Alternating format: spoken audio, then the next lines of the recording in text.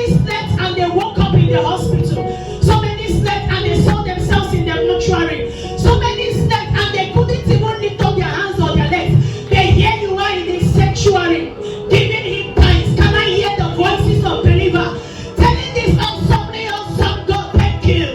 The only one that has the ability to give life. The God that can kill and make alive.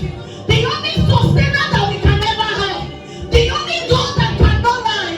He says he's not a man that he shall lie. Neither is he the son of man that he can repent. Has he said a thing concerning you? He will bring it to come to pass. I am a living testimony that God is your God. Until then we have prayed. Can I tell you the truth? Whenever you have the opportunity to thank God, thank him as if your life depends on it. Do you know why? Because